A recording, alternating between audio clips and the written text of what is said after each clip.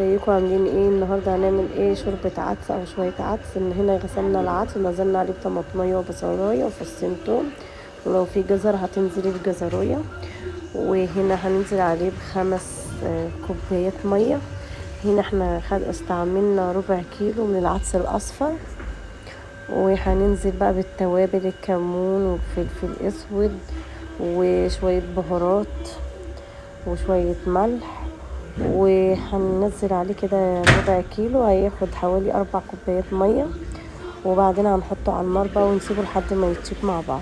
وهنا كنا هنعمل شوية شعرية جنبه، وهنا كنا بنحمر الشعرية كده زي ما انتم شايفين، وبنحمرها لحد ما بتاخد اللون الاصفر، تبقى اللون الذهبي كده عشان ما تتحرقش. وبننزل عليها بقى ايه بالشوربة او بكوبايتين مية وحتة سمنة، وبنسيبها بقى على النار لحد ما تتشرب. وهنا كان العدس كان طاب، فصفيناه بقى كده وضربناه في الخلاط، وده كان شكله النهائي. ويا رب يعجبكم، ويا رب ما تنسونا في الاشتراك ولا في اللايك عشان القناة تكبر بيكم وتحلى. وهنا كنا قالين شوية بطاطس وحاطين عليهم كاتشب عشان الأطفال يعني وكده. وده الشكل النهائي، واشوفكم على خير بإذن الله، وما تنسونيش في الاشتراك.